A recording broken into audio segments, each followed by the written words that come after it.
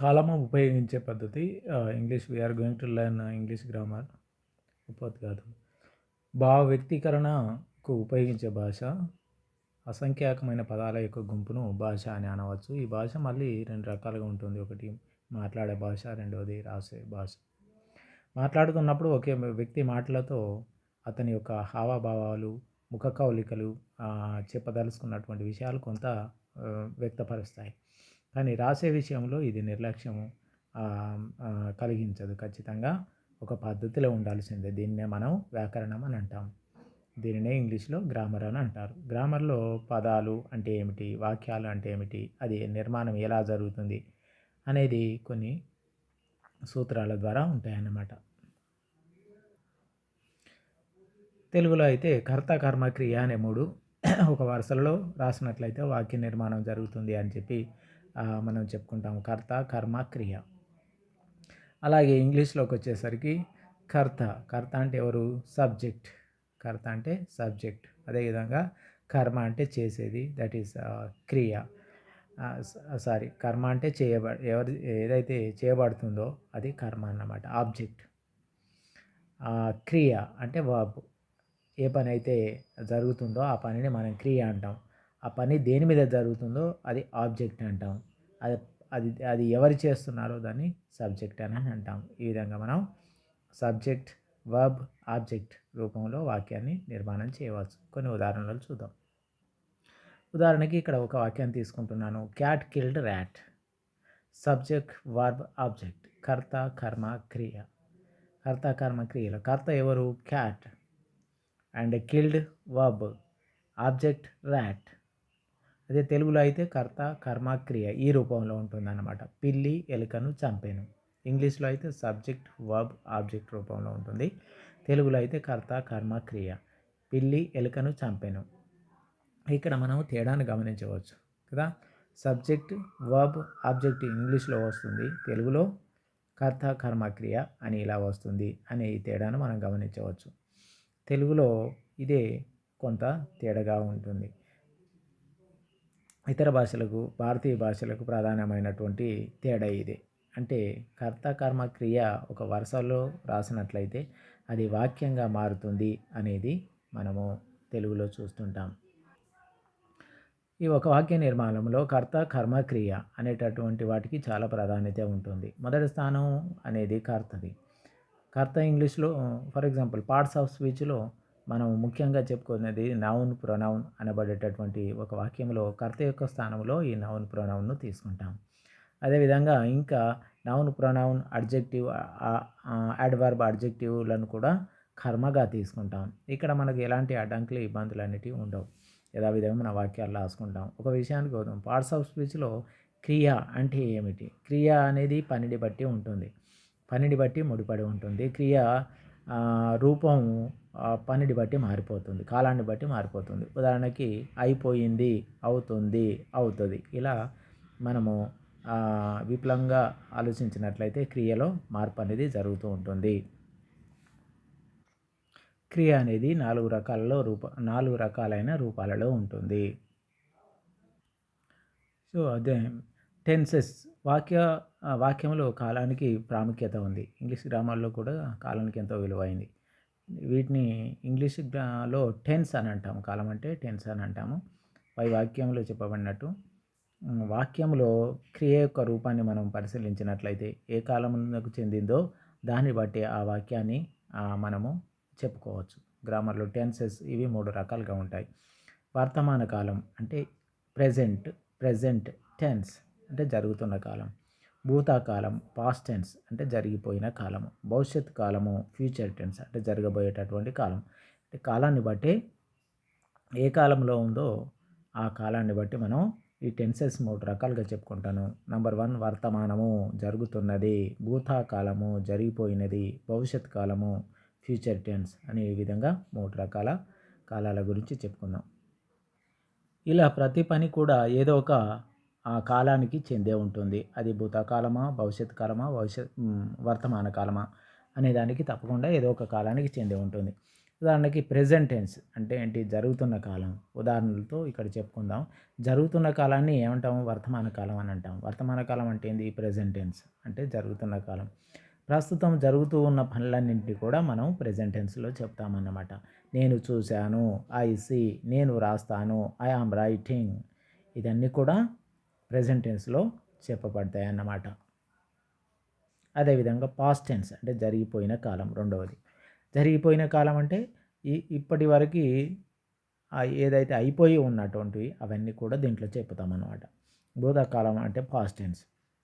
జరిగిపోయిన పనులన్నిటిని కూడా మనం పాస్ట్ టెన్స్‌లో చెప్పుకుంటాం. ఉదాహరణకి నేను తిన్నాను, నేను రాశాను, నేను నిన్న ఊరికి వెళ్ళాను. ఇవన్నీ కూడా పాస్ట్ టెన్స్‌లో ఉంటాయన్నమాట.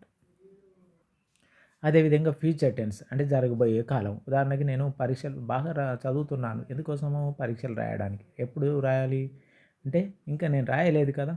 సో, దాన్ని ఏమంటాం? భవిష్యత్ కాలం. అంటే భవిష్యత్తులో నేను రాయబోయేటటువంటి పరీక్షల కోసం ప్రిపేర్ అవుతున్నాను అని అంటాం కదా! ముందుగా జరగబోయే కాలాన్ని భవిష్యత్ కాలం అంటాం. ఫ్యూచర్ టెన్స్ అని అంటారు. ఈ సమయంలో ఫ్యూచర్ టెన్స్‌లో కొన్ని క్రియ రూపాలు మనం చూసినట్లయితే నేను వెళతాను, నేను వెడతాను. I shall go, I shall go. Shall, will గానీ వీటితోని మనం వాక్యాలు రాస్తూ ఉంటాం. అవి ఫ్యూచర్ టెన్స్‌లో ఉంటాయన్నమాట. కొన్ని ఉదాహరణలు చూద్దాం. గో వెళ్ళడం అంటే ఐ షల్ గో. ప్రెజెంట్ టెన్స్‌లో గో ఉన్నట్లయితే పాస్ట్ టెన్స్‌లో ఏముంటుంది? వెంట్ ఉంటుంది. అదే ఫ్యూచర్ టెన్స్‌లోకి వచ్చేసరికి షెల్ గో అని ఈడ ఒక క్రియ యొక్క రూపాలు మనం 3 రూపాలలో చూస్తాం. గో, వెంట్, తర్వాత ఫ్యూచర్ టెన్స్‌లో వచ్చేసరికి షెల్ గో. ఈ విధంగా 3 రూపాలలో మనం క్రియలను చూస్తాం. కానీ ఇక్కడితో సరిపోదు. తెలుగులో వచ్చేసరికి భూత, భవిష్యత్, వర్తమాన కాలాలతో మనం పూర్తిగా వాక్యాలు చెప్పగలుగుతాం. కానీ ఇంగ్లీష్‌లోకి వచ్చేసరికి ప్రతి పనిని కూడా మళ్ళీ ఒక్కొక్క దానిలో ఒక్కొక్క భాగంలో 4 ఉపభాగాలుగా సబ్ టెన్సెస్‌గా విభజించారు. వాటిని కూడా ఇప్పుడు మనం తెలుసుకోబోతున్నాం. ఎందుకు అంటే మనం సౌలభ్యం కోసం ప్రతి కాలాన్ని 4 ఉపకాలాలుగా విభజించి మనం గ్రామర్ లోపల చెప్పుకోవడం జరుగుతుందన్నట్టు. సో, అవేంటి అంటే tenses in English. Simple tense and continuous tense, perfect tense, perfect continuous tense. ఈ విధంగా మనము ఇంతకుముందు చెప్పుకున్న వాటికి 4 ఉపకాలాలు ఉంటాయి. ఉదాహరణకి ప్రెజెంట్ టెన్స్ తీసుకున్నాము. ప్రెజెంట్ టెన్స్‌లో మళ్ళీ 4 టెన్సెస్ యాడ్ అవుతున్నాయి. సింపుల్ ప్రెజెంట్ టెన్స్ అని అంటాం. అంటే వర్తమానంలో ఇప్పుడు జరిగేటటువంటి దాన్ని సింపుల్‌గా సామాన్యంగా చెప్పుకుంటే సామాన్య కాలము, సింపుల్ ప్రెజెంట్ టెన్స్. అదేవిధంగా కంటిన్యూయస్ టెన్స్ అంటే ఏంది? ఇంకా జరుగుతూ ఉన్నది. పర్ఫెక్ట్ అంటే ఏంటిది? ఖచ్చితమైన కాలం గురించి చెప్పేది perfect tense. Perfect continuous tense అంటే ఏంది? ఒక పని ఖచ్చితంగా జరుగుతుంది అని అనుకున్నప్పుడు మనం పర్ఫెక్ట్ కంటిన్యూయస్ టెన్స్‌లో చెప్తాం. ఈ విధంగా 4 ఉపభాగాలు కూడా ఇందులో సబ్ టెన్సెస్‌గా ఉన్నాయి. సింపుల్ టెన్స్ తీసుకుందాం. ఏకకాలమున సంబంధించినమైనటువంటివి. నేను కాఫీ త్రాగాను. I drink coffee. I go school. I go to school. I go నేను వెళ్ళాను. ఐ డ్రింక్ నేను తాగాను. ఐ రన్ నేను పరిగెత్తాను. ఇలా చెప్పేటటువంటి అన్నీ కూడా సింపుల్ టెన్స్‌లో ఉంటాయన్నమాట. అదేవిధంగా కంటిన్యూయస్ టెన్స్ తీసుకున్నట్లయితే ఏ కాలంలో అయినా జరుగుతున్న పనులన్నిటిని కూడా మనం కంటిన్యూయస్ టెన్స్‌లో చెప్తాము. నేను తాగుతున్నాను. నేను అన్నము తింటున్నాను. అంటే ఏంటిది? తినడం అయిపోయింది. అన్నం తిన్నా అంటే అయిపోయింది. కానీ అన్నం తింటూ ఉన్నాను అంటే ఇంకా నడుస్తూ ఉన్నది. ఇంకా జరుగుతూ ఉన్నట్లయితే దాన్ని మనం కంటిన్యూయస్ అని అంటాం. కంటిన్యూ అంటే జరుగుతున్నది అని అర్థం. Okay. I am drinking coffee. నేను కాఫీ తాగుతున్నాను. ఇంకా నడుస్తున్నది కదా! అందుకే ఐ యామ్ డ్రింకింగ్ కాఫీ అని అంటాం.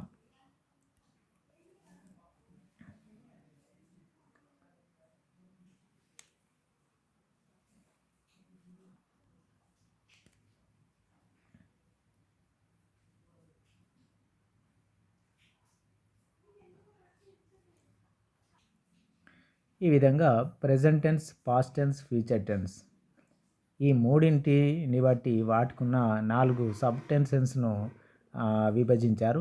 ఇక్కడ 3 మరియు ఈ 4 కలిసి మొత్తము 3 4 12 సబ్ టెన్సెస్‌గా మారిపోతున్నాయి. అంటే క్రియ యొక్క రూపాలు 12 రూపాలలో మనము చూడబోతున్నాం అన్నమాట. ఓకే. సబ్ టెన్సెస్ను బట్టి ఆ క్రియ యొక్క రూపాలు ఇక్కడ మారడం జరుగుతాయి. అవేవో తెలుసుకుందాం. ప్రెజెంట్ టెన్స్ని తీసుకుందాం. ప్రెజెంట్ టెన్స్లో సబ్ టెన్సెస్ ఏ విధంగా తయారవుతాయి? Simple present tense. రెండవది ఏంటిది? కంటిన్యూస్ కదా, ప్రెజెంట్ కంటిన్యూస్ టెన్స్. మూడవది ప్రెజెంట్ పర్ఫెక్ట్ టెన్స్. తర్వాత ప్రెజెంట్ పర్ఫెక్ట్ కంటిన్యూస్ టెన్స్. అంటే వర్తమాన కాలంలో ఈ 4 సబ్ టెన్సెస్ మనం విభజించినట్లయితే ఈ విధంగా 4 ఏర్పడతాయి. అదేవిధంగా పాస్ట్ టెన్స్లో తీసుకున్నట్లయితే simple past tense, past continuous tense, past perfect tense, past perfect continuous tense. Past టెన్స్లో కూడా ఇదే విధంగా 4 భాగాలుగా కాలాన్ని విభజించవచ్చు. అదేవిధంగా ఫ్యూచర్ టెన్స్లో కూడా మనం ఇదే విధంగా 4 భాగాలు విభజించవచ్చు. ఏంటి అవి? Simple future tense, future continuous tense, future perfect tense and future perfect continuous tense. ఈ విధంగా మొత్తం ఎన్నైనాయి? టోటల్గా 12 రూపాలుగా మనం వాక్యాలను తయారు చేయవచ్చు. ఇప్పుడు మనము ఈ క్రియ రూపాలను బట్టి మొత్తము 12 రూపాలలో ఉన్న వాక్యాల గురించి తెలుసుకోబోతున్నాం. యూజింగ్ టెన్సెస్, కాలము ఉపయోగించడం. Simple present tense. Present tense అంటే మనకు తెలుసు. మరి సింపుల్ ప్రెజెంట్ టెన్స్ ఏంటి ఇక్కడ చూద్దాం. జరుగుతున్న కాలంలో సాధారణ పనుల గురించి తెలిపే ఈ సింపుల్ ప్రెజెంట్ టెన్స్లో వర్బ్ను వాడతాం, క్రియ ఉంటుంది. అయితే ప్రెజెంట్ టెన్స్లో ఫామ్ ఆఫ్ వర్బ్, క్రియ యొక్క రూపం ఎలా ఉంటుందో మనం తర్వాత వాటిలో తెలుసుకుంటాం అన్నమాట. క్రియారూపం ప్రెజెంట్ టెన్స్లో వర్బ్ ఎలా ఉంటుంది అనేది, ఆక్సిలరీ వర్బ్లను కూడా ఎలా వాడతాం అనేది మనం ముందు తెలుసుకుందాం. ఇక్కడ మనం ప్రెజెంట్ టెన్స్లో, సింపుల్ ప్రెజెంట్ టెన్స్లో వర్బ్ అనేది కర్త మీద ఆధారపడి ఉంటుంది. కర్త అంటే ఏంటి? సబ్జెక్ట్ మీద ఆధారపడి ఉంటుంది. ఈ చిన్న చిన్న మార్పులు ఇందులో మనం చూస్తాము. మనము ఒక వాక్యం రాసేటప్పుడు ఆ వాక్యంలో సబ్జెక్ట్ అనేది మళ్ళీ ఫస్ట్ పర్సన్ అని, సెకండ్ పర్సన్ అని, అదేవిధంగా థర్డ్ పర్సన్ అని 3 రకాలుగా చెప్పుకోవడం జరుగుతుంది అన్నట్టు. ఫస్ట్ పర్సన్లో మళ్ళీ 2 రకాలుగా ఉంటుంది. అది సింగులర్, అదేవిధంగా ప్లూరల్ అనే 2 రకాలుగా, సింగులర్ మరియు ప్లూరల్, ఈ విధంగా 2 రకాలుగా చెప్పుకోవడం జరుగుతుంది. కానీ థర్డ్ పర్సన్లో వచ్చేసరికి, థర్డ్ పర్సన్లో సింగులర్ కనుక ఉన్నట్లయితే ఆ క్రియకు చివరన మనము ఎస్ కానీ లేదా ఈఎస్ కానీ చేర్చి ఆ పదాలను రాస్తామన్నమాట. ఉదాహరణకి వాచ్ తీసుకున్నట్లయితే మనము దాన్ని వాచెస్గా రాయాల్సి ఉంటుంది. ఇది ఇక్కడ థర్డ్ పర్సన్ సింగులర్ వచ్చినప్పుడు. ఫస్ట్ కర్త అనేది 3 రూపాల్లో ఉంటుంది. First person, second person, third person అని 3 రూపాల్లో ఉంటుంది. అందులో థర్డ్ పర్సన్లో మాత్రం సింగులర్ ఉన్నప్పుడు ఏకవచన రూపంలో ఉన్నటువంటి క్రియకు మనము ఎస్ కానీ ఈఎస్ కానీ చేర్చి రాస్తాం. ఇంతకీ ఏంటి సింగులర్, ప్లూరల్ ఏంటి అవి? పర్సన్, ముందు పర్సన్ తీసుకుందాం. పర్సన్ అంటే ఏంటి? First person. ఎవరుంటారు ఫస్ట్ పర్సన్ అంటే? నేను ఫస్ట్ పర్సన్. అదేవిధంగా ఇది ఒకరు ఉంటే నేను, మరి ఒకరికంటే ఎక్కువ ఉంటే ఏమనాలి? అది ప్లూరల్ అనాలి. ప్లూరల్ అంటే ఏంది? ఉయ్. ఫస్ట్ పర్సన్లో ఐ కానీ ఉయ్ కానీ ఉంటుంది. ఏకవచనములో ఐని తీసుకుంటాము, బహువచనములో ఉయ్ని తీసుకుంటాము. నేను, మనము. అదేవిధంగా సెకండ్ పర్సన్ అంటే ఏంది? నేను ఎవరితోనైతే మాట్లాడుతున్నానో నా ఎదురుగా ఉన్నటువంటి అనే వాళ్ళని మనము సెకండ్ పర్సన్ అంటాం. సెకండ్ పర్సన్లో సింగులర్, ఒకరుంటే యు అంటాము, ఒకరికంటే ఎక్కువ ఉన్న యు అని అంటాం. ఓకే. అదేవిధంగా థర్డ్ పర్సన్, మనం ఎక్కడో దూరం ఉన్నటువంటి వ్యక్తుల గురించి మనం మాట్లాడుతున్నప్పుడు మనం అక్కడ వారిని థర్డ్ పర్సన్ అంటాం. థర్డ్ పర్సన్ ఎవరు? ఒకరు ఉంటే హీ అతడు అని, ఆడవాళ్ళు ఉంటే షీ ఆమె అని, ఏదో వస్తువు ఉంటే ఇట్ అని అంటాం. అదేవిధంగా ప్లూరల్లో దే అని అంటాం. దే అంటే వారు, మగవారైనా ఆడవారైనా వస్తువులైనా మరేవైనప్పుడు కూడా వాటిని దే అంటాం. సో ఇప్పుడు మనకు అర్థమైంది పర్సన్ అంటే ఏందో తెలిసిపోయింది. ఫస్ట్ పర్సన్ నేను, నాకు ఎదురుగా ఉంటే సెకండ్ పర్సన్, అదేవిధంగా ఎక్కడో ఉన్నటువంటి వాళ్ళను థర్డ్ పర్సన్ అంటాము. ఫస్ట్ పర్సన్లో ఎవరు వస్తారు? సింగులర్ నేను, ప్లూరల్లో ఎవరు వస్తారు? వి మనము, సెకండ్ పర్సన్లో యు నీవు మీరు, థర్డ్ పర్సన్లో హీ షీ ఇట్ సింగులర్ గాను, అదేవిధంగా ప్లూరల్లో దే అని వాడతాం. ఇలా సింగులర్ కనుక ఉన్నట్లయితే వర్బ్ నందు ఏ మార్పులు జరుగుతాయో మనం చూసినట్లయితే మేల్ నేమ్స్, అదేవిధంగా ఫీమేల్ నేమ్స్, యూనిక్ వర్డ్స్ ఏవైనా ఉన్నట్లయితే సింగులర్ వర్డ్స్కి ప్లూరల్ వర్డ్స్కి కర్తగా వాడబడిన జరుగుతుంది. సింపుల్ ప్రెజెంట్ టెన్స్లో వర్బ్నకు కొంత మార్పు చేయడం జరుగుతుంది. అదేవిధంగా మనం సూత్రాలతో సహా వివరంగా చెప్పుకుందాం. ఈ సింపుల్ ప్రెజెంట్ టెన్స్ అనేది ముఖ్యంగా ఎలా వాడతామనేది ఉదాహరణకి సూత్రం నెంబర్ 1 ఇది గుర్తుపెట్టుకోవాలి మనం. This tense is used to indicate habituated actions. ప్రతిరోజు అలవాటు చేసేటటువంటి పనులు ఏవైతే ఉంటాయో ఆ వర్బ్ సింపుల్ ప్రెజెంట్లో ఉంచి ఆ రూపంలో చెప్పడమే ఈ మొదటి సూత్రం యొక్క లక్షణం. నేను ప్రతిరోజు ఉతికిన బట్టలు ధరిస్తాను అంటే డైలీ.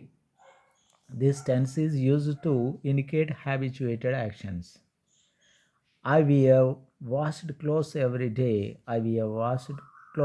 డే. నేను ప్రతిరోజు ఉతికిన బట్టలు ధరిస్తాను అంటే రోజు చేసేది, దట్ ఈస్ హ్యాబిచువల్ యాక్షన్స్. సూత్రం నెంబర్ 1 అన్నమాట. ఇది గుర్తుపెట్టుకోవాలి.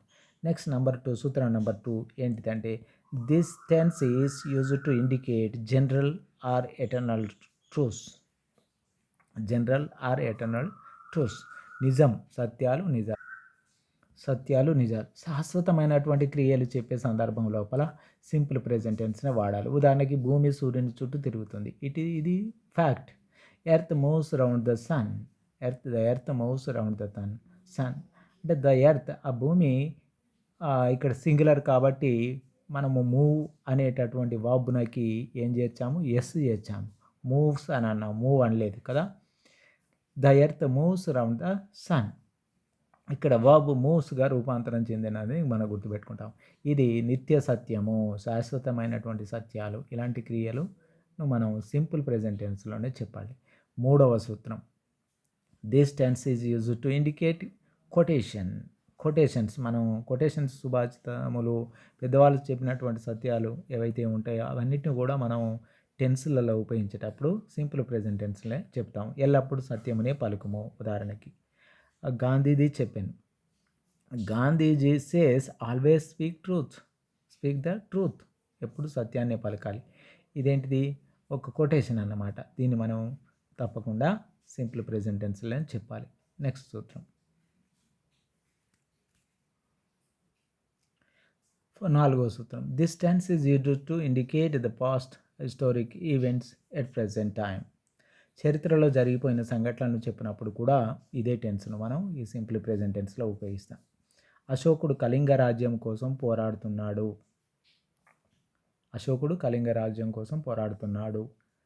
అంటే అక్కడ మొత్తం చరిత్రలో చెప్పేటప్పుడు ఆ సందర్భంలో ఆ వాక్యాన్ని చెప్పేటప్పుడు ఈ విధంగా మనం చెప్తాం అన్నమాట. అశోక్ బాటిల్ ఫర్ కళింగ రాజ్య.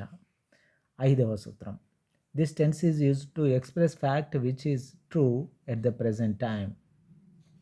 జరుగుతున్న కాలంలో కొన్ని మార్పులకు చెందిన విషయాలను చెప్పే సందర్భంలో కూడా ఈ టెన్స్నే వాడతాము.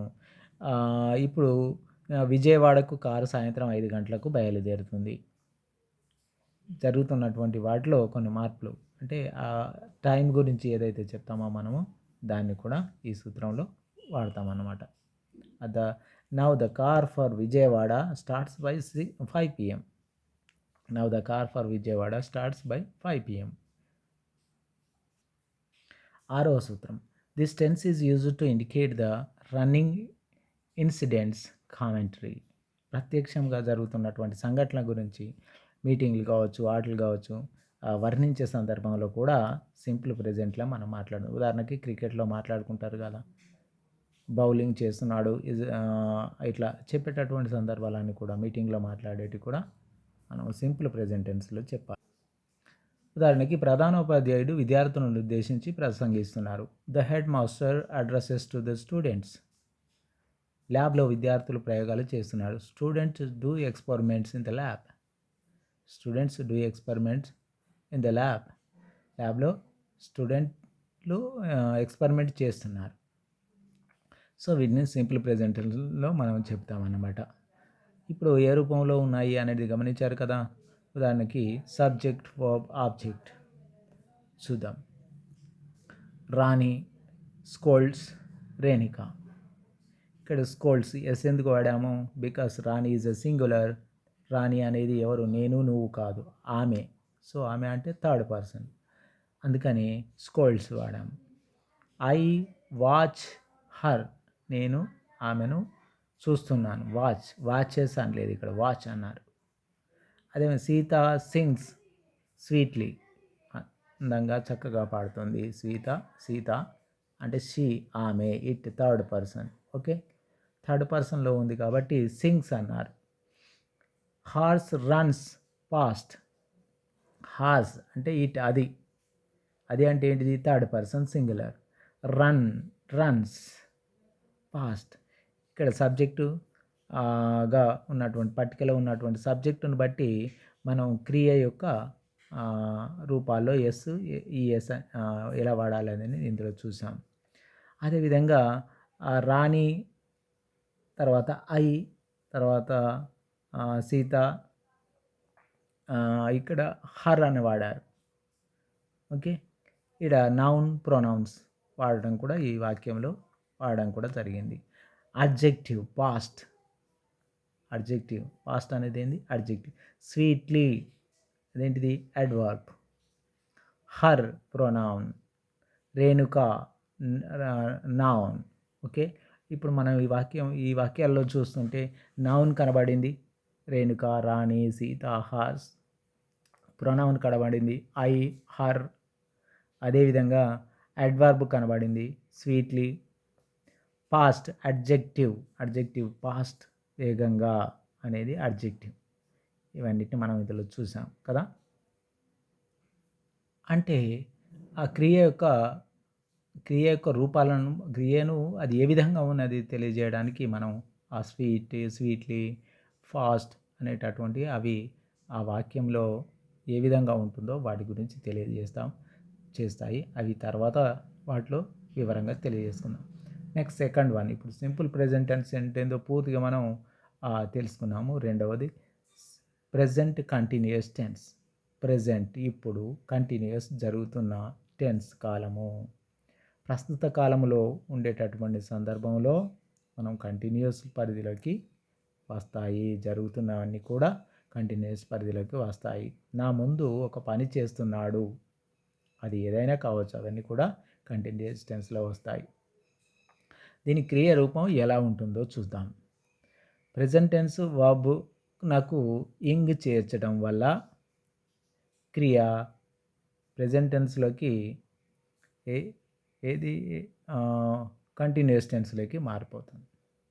ఉదాహరణకి రీడింగ్ ప్రెజెంట్ వర్బ్ నుంచి ప్రెజెంట్ కంటిన్యూయస్ వర్బ్లోకి మనకు మార్చేసినాం అన్నమాట.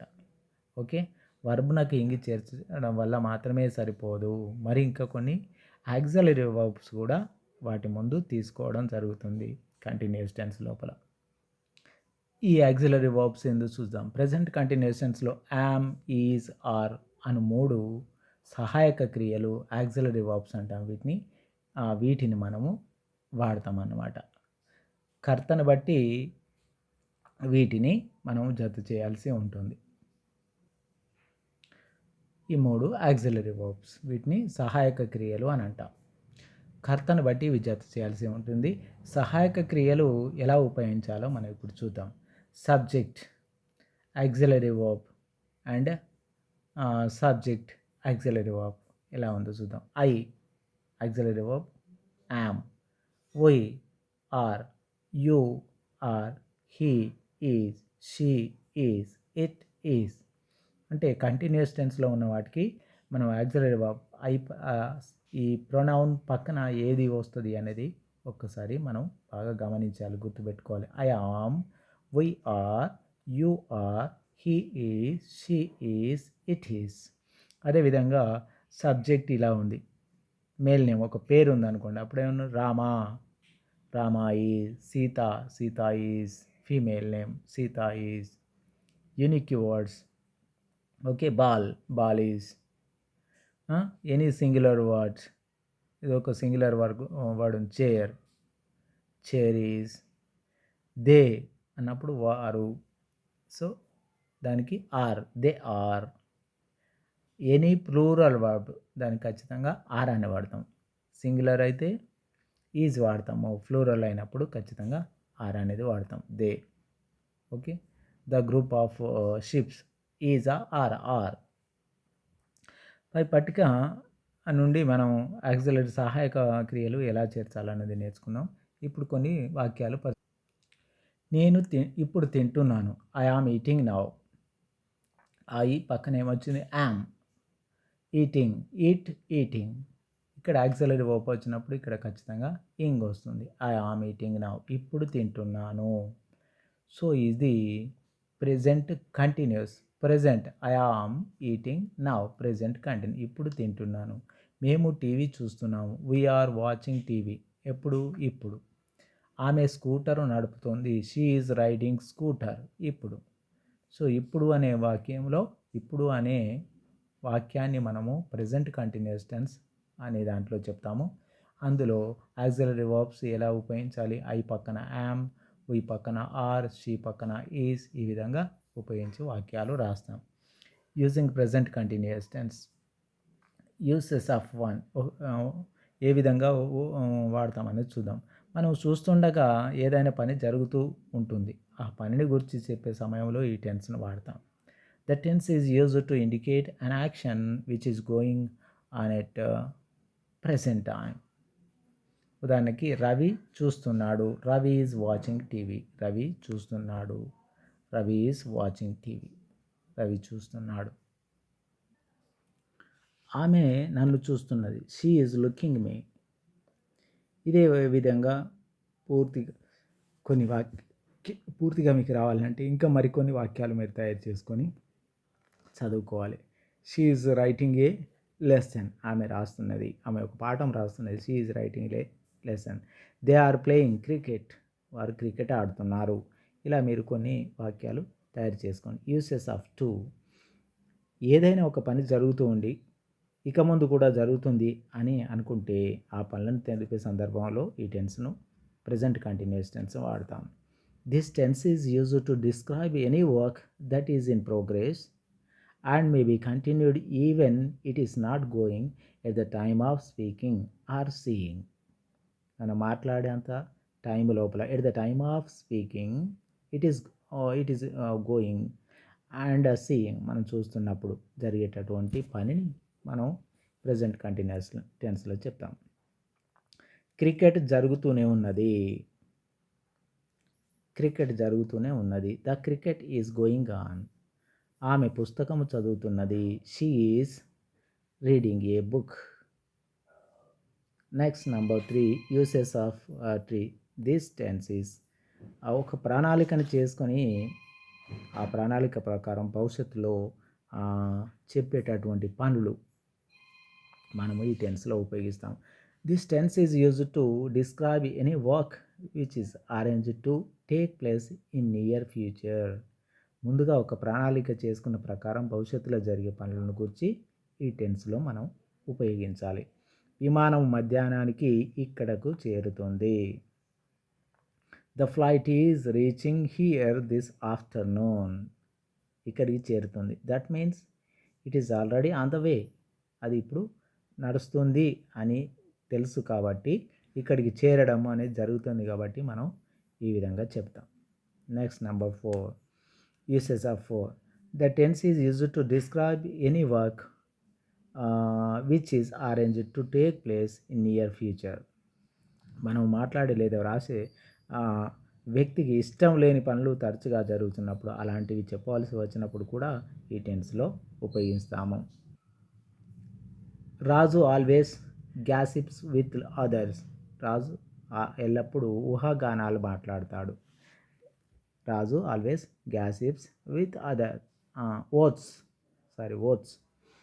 రవి ఎప్పుడు సిగరెట్లు కాలుస్తూనే ఉంటాడు.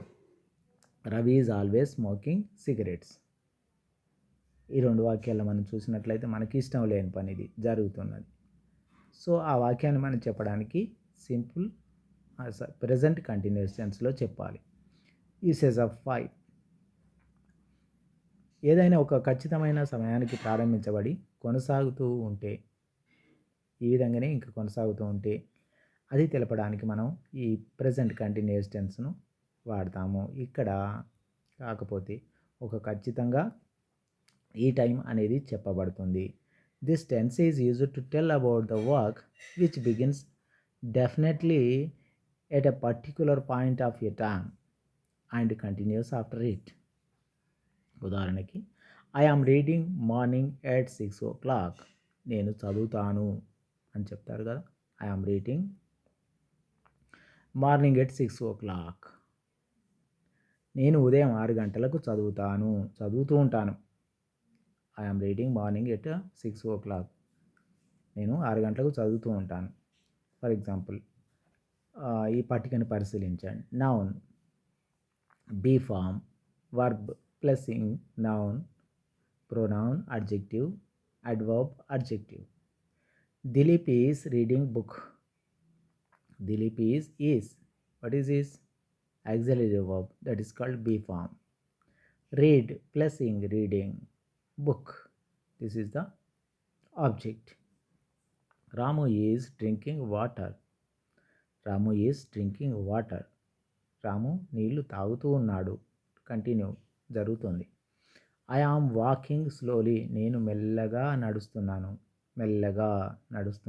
ఐ ఆమ్ వాకింగ్, ఇంకా నడుస్తూనే ఉన్నాను.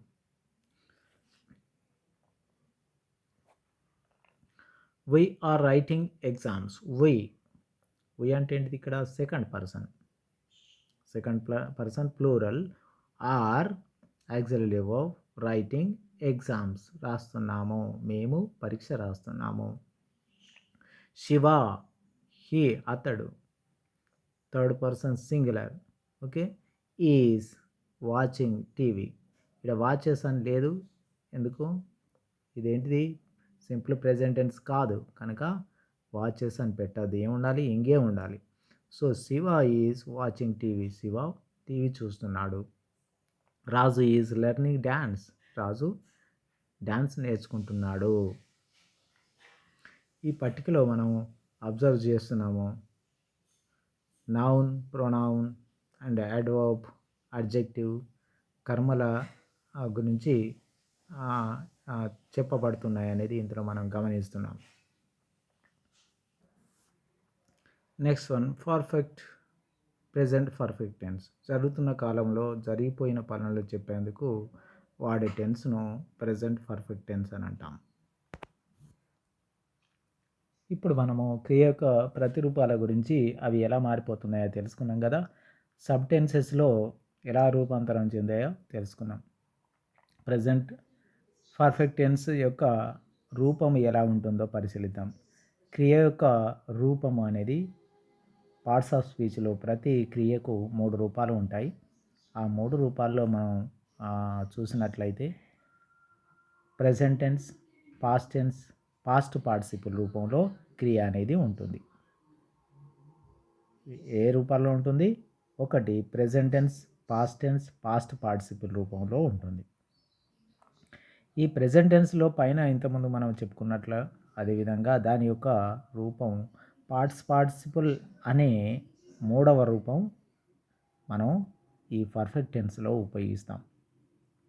అంటే ప్రెజెంట్ పర్ఫెక్ట్ టెన్స్లో మనం వాక్యం రాయాలంటే మనము క్రియ యొక్క రూపాన్ని ముందు ఆ క్రియ యొక్క రూపాలు ఏంటియో మనం తెలుసుకోవాలి. అంటే ఆ 3 రూపాల్లో క్రియ మనకు తెలిసినట్లయితేనే మనము చక్కగా రాయగలుగుతాం. Present tense, past tense, past participle రూపాలు ఏంటియో తెలుసుకున్నాం. ఇక్కడ ప్రెజెంట్ టెన్స్ క్రియ మాత్రమే రాసి ప్రెజెంట్ పర్ఫెక్ట్ టెన్స్ అయిపోయింది అనుకుంటే సరిపోదు. ఇందులో యాక్సిలరీ వర్బ్ కూడా మనము రాయవలసి ఉంటుంది. అంటే మనము వర్బ్తో పాటు దానికి ప్రెజెంట్ పర్ఫెక్ట్ టెన్స్లో యాక్సిలరీ వర్బ్ను కూడా యాడ్ చేయాల్సి ఉంటుంది అనేది తెలుసుకోవాలి. ఆ యాక్సిలరీ వర్బ్స్ ఏంటి అంటే హ్యాజ్, హ్యావ్ అనేటటువంటి మనము దీంట్లో ఉపయోగించాల్సి ఉంటుంది. ఉదాహరణకి నేను ఈ టేబుల్లో మీకు క్లియర్గా ఎక్స్ప్లెయిన్ చేస్తాను. సబ్జెక్ట్ అయి ఉన్నట్లయితే దాని యొక్క యాక్సిలరీ వర్బ్ వచ్చేసి హ్యావ్. దీన్ని హ్యావ్ ఫామ్ అంటాం. సబ్జెక్ట్ వి ఉన్నట్లయితే హ్యావ్, యూ ఉంటే హ్యావ్, దే ఉంటే have, any and plural have, any plural have. Plural వాడికి హ్యావ్ ఉపయోగిస్తామని తెలుసుకున్నారు ఇప్పుడు మీరు. అదేవిధంగా హీ ఉంటే హ్యాజ్, షీ ఉంటే హ్యాజ్, ఇట్ ఉంటే హ్యాజ్, ఫీమేల్ నేమ్స్ ఉన్న హ్యాజ్, మేల్ నేమ్స్ ఉన్న హ్యాజ్నే ఉపయోగిస్తాం సింగులర్ ఉన్నప్పుడు.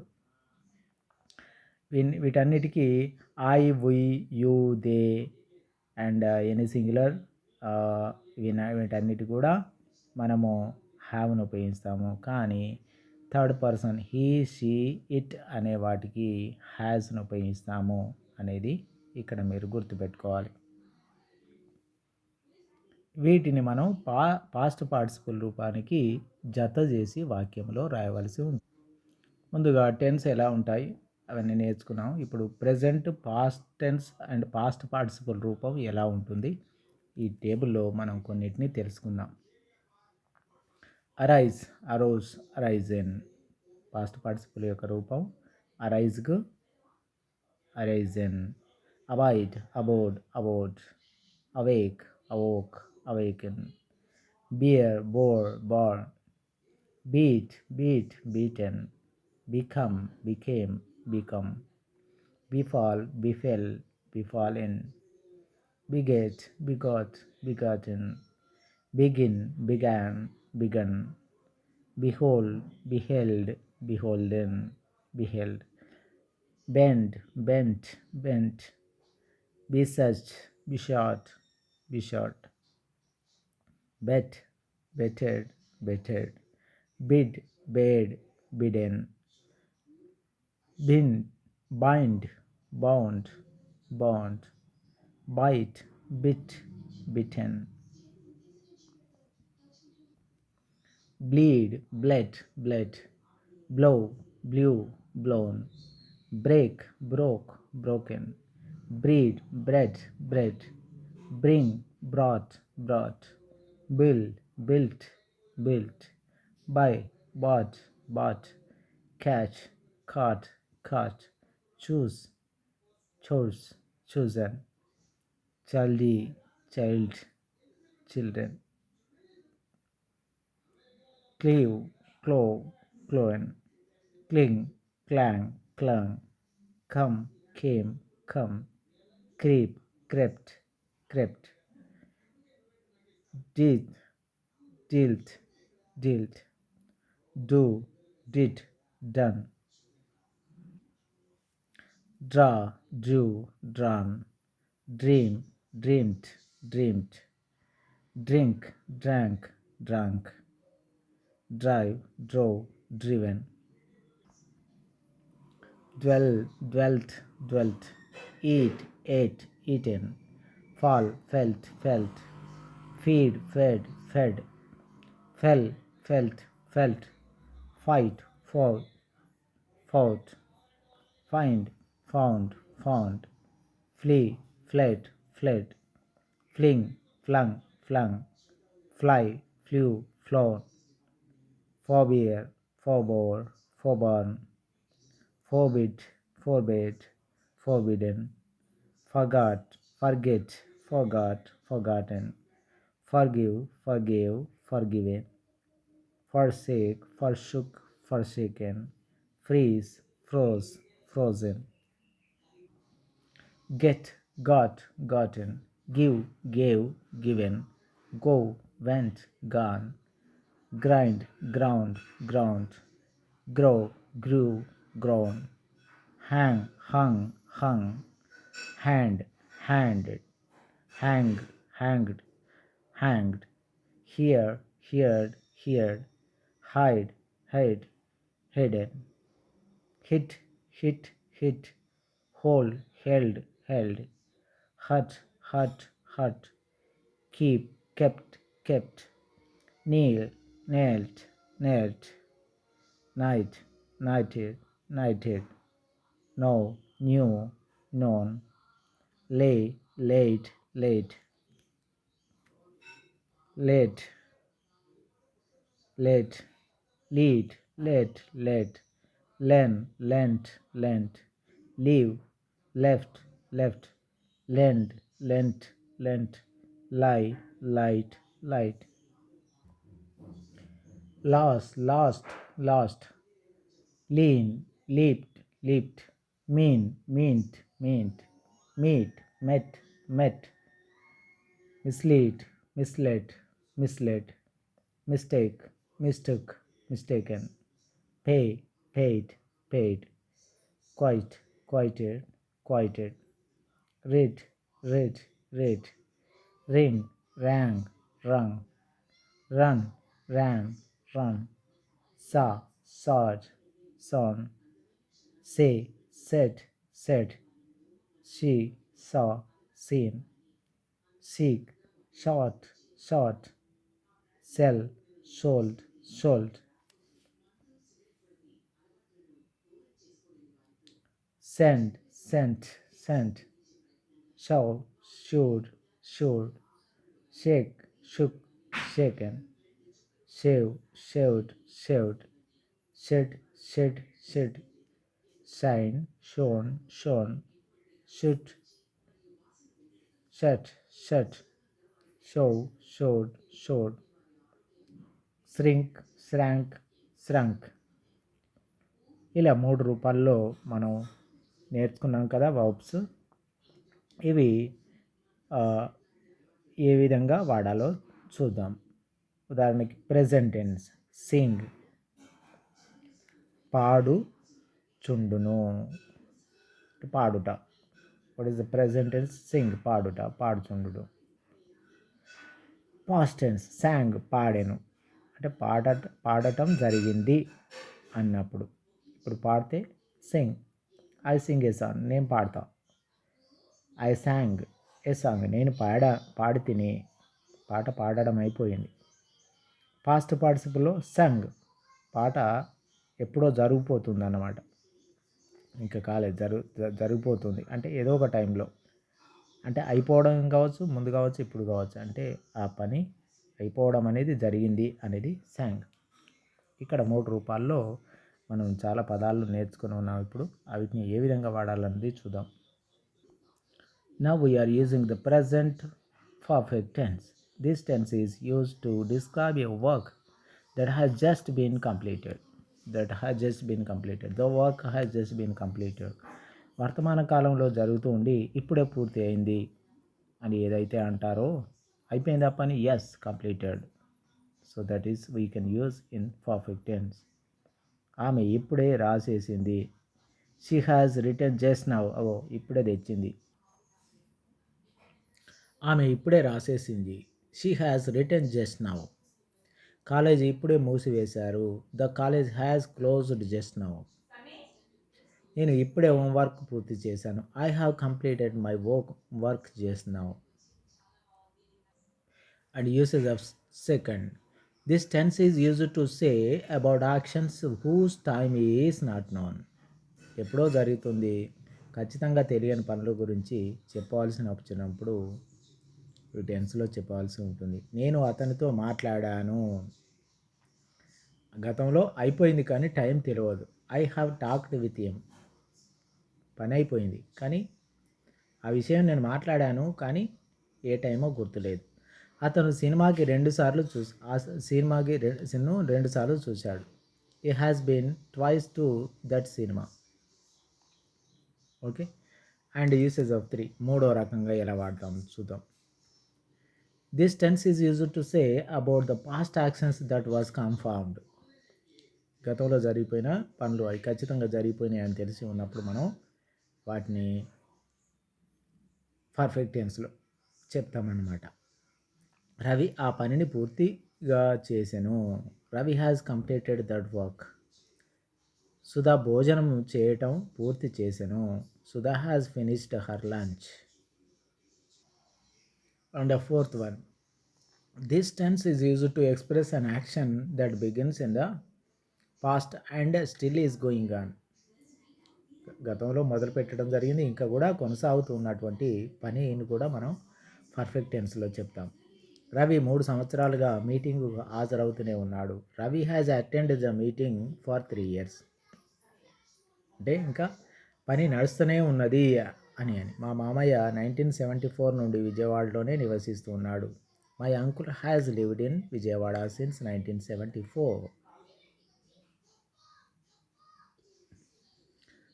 Noun, pronoun, verb, present perfect tense, object, noun, pronoun, adverb, objective ఎలా ఉంటుందో వాక్య నిర్మాణం చూద్దాం. Ravi drinked milk just now. We have read lessons just now. They have inquired about me. We have met Rani just now.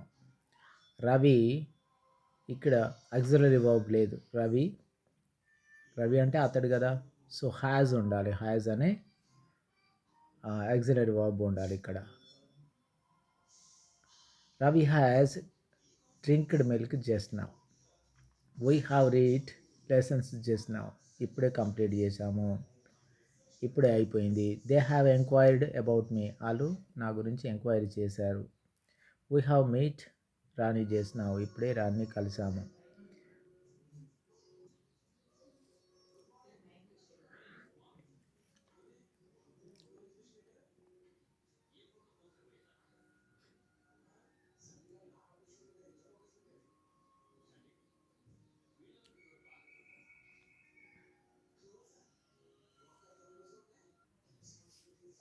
ఇక్కడ మనం ఈ విధంగా మీరు కూడా first person, second person, third person ఉపయోగించి కొన్ని వాక్యాలు తయారు చేసుకోండి.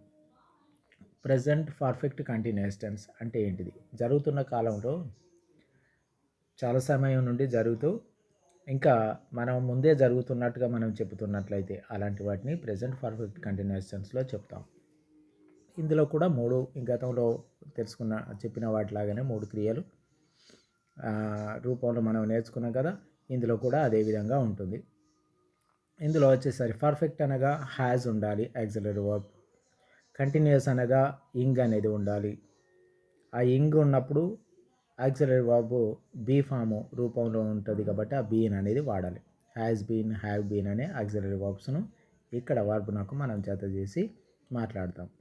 అదేవిధంగా వర్బ్నకు ఇంగ్ కూడా చేర్చాల్సి ఉంటుంది. ఎందుకు? పర్ఫెక్ట్ ఉంది కాబట్టి హ్యాస్, హ్యావ్ వస్తుంది. కంటిన్యూస్ ఉంది కాబట్టి ఇంగు వస్తుంది. కానీ ఇంగు వచ్చినప్పుడల్లా ఆ క్రియకు ముందు బీ ఫామ్ రావాలి. So auxiliary verb plus verb plus ing ఈ విధంగా రాయాల్సి ఉంటుంది. ఉదాహరణకి రన్ అనే ఒక క్రియను చూసుకుంటే ప్రెజెంట్ పర్ఫెక్ట్ కంటిన్యూస్ టెన్స్లో ఎలా వాడతాం? హ్యాస్ బీన్ రన్నింగ్ అని రాయాల్సి ఉంటుంది. ఇక్కడ రన్ అనే క్రియకు ఇంగ్ చేర్చాలి. పర్ఫెక్ట్ కాబట్టి హ్యాజ్ రాయాలి. కంటిన్యూస్ కాబట్టి బీ ఫామ్ చేర్చాలి, దట్ ఈస్ బీన్. ఇప్పుడు మనము ఎలా ఈ ప్రెజెంట్ పర్ఫెక్ట్ కంటిన్యూస్ టెన్స్ను వాడతామన్నది తెలుసుకుందాం. ఒక condition, this is used to say about any work that begin in the past time and is still continuing. That means అంటే మనం చూస్తున్నప్పుడు జరుగుతూనే ఉన్నది, ఎప్పుడో చూసాము, నడుస్తున్నది, ఇప్పుడు కూడా ఇంకా జరుగుతూనే ఉన్నది అని చెప్పే దానిలో మనము ప్రెజెంట్ పర్ఫెక్ట్ కంటిన్యూస్ టెన్స్ను వాడాలి. మళ్ళీ గుర్తుపెట్టుకోండి, ఎప్పుడో చూస్తున్నాము, ప్రారంభమైంది, ఇప్పుడు కూడా మనం చూస్తుంటే అది ఇంకా జరుగుతూ ఉంది అంటే ఇంకా జరుగుతూనే ఉంటుంది అనే అర్థం వచ్చినప్పుడు మనం దీన్ని వాడాలి. నేను గంట నుండి క్రికెట్ చూస్తూ ఉన్నాను అంటే గంటకు ముందు కూడా క్రికెట్ ఉంది, స్టార్ట్ అయింది. ఈ గంట తర్వాత కూడా క్రికెట్ ఉంటుంది, కానీ నా టైం చూస్తున్నప్పుడు అది నడుస్తున్నది, జరుగుతూనే ఉన్నది అన్నప్పుడు గుర్తుపెట్టుకోవాలి. మనకు స్టార్ట్ అయింది తెలియదు, ఎండ్ ఇంకా ఉంటుంది అది కూడా తెలియదు, కానీ ఖచ్చితంగా నడుస్తున్నది అనేది తెలుసు. I have been watching cricket for an hour. మా అమ్మ ఉదయం నుండి భోజనం తయారు చేస్తూనే ఉన్నది. ఉదయం నుండి అంటే ఇప్పుడు నేను చూస్తున్న, పొద్దున చూశాను స్టార్ట్ చేసింది, ఇప్పుడు చూశాను ఇంకా చేస్తూనే ఉన్నది. My mother has been cooking from the morning. రెండో రకం. This tense is used for an action already completed whose effect or result in the still present. ఇక్కడ మనం అయిపోయింది కానీ దాని యొక్క ఎఫెక్ట్ అనేది ఇంకా నడుస్తూనే ఉంది, దాని ప్రభావం ఇంకా కొనసాగుతూనే ఉంది అనేటప్పుడు ఇది వాడతాం. రవి పరీక్ష పాస్ అయ్యాడు, వాళ్ళమ్మ ఆనందాన్ని అభినందిస్తుంది. పాస్ అయ్యాడు, ఇంతకుముందు అయిపోయింది కానీ ఇంకా కూడా అభినందిస్తుంది. Ravi has been passed the exam, his mother have been enjoying the happiness. Okay, అయిపోయిన దారి గురించి ఇంకా మనం ఆనందపడుతూనే ఉన్నాం, ఇంకా కంటిన్యూ జరుగుతూనే ఉంది అనే దాంట్లో దీన్ని వాడతాము. ఇలా మీరు కూడా హ్యావ్ హ్యాస్లను ఉపయోగించి, అంటే సింగులరా, ఫస్ట్ పర్సనా, సెకండ్ పర్సన్, థర్డ్ పర్సన్, సింగులర్లో, ప్లూరల్లో మొత్తం వాక్యాలు మీ సొంతగా కూడా మీరు రాసుకోండి. ఇక్కడ ఒక టేబుల్ ద్వారా మీకు కొన్ని నేను చెప్తాను, చూడండి. I have been studying B Com since 1999. నేను బీకామ్ కోర్సును, డిగ్రీ కోర్సును 1999 నుండి చదువుతున్నాను. Sneha has been singing songs for 3 years. 3 సంవత్సరాల నుండి ఆమె పాటలు పాడుతూ ఉన్నది. Prasad has been attending the meeting since 1998. We have been repairing the car for 2 days. 2 రోజుల నుంచి ఈ కార్ను మేము రిపేర్ చేస్తూనే ఉన్నాము.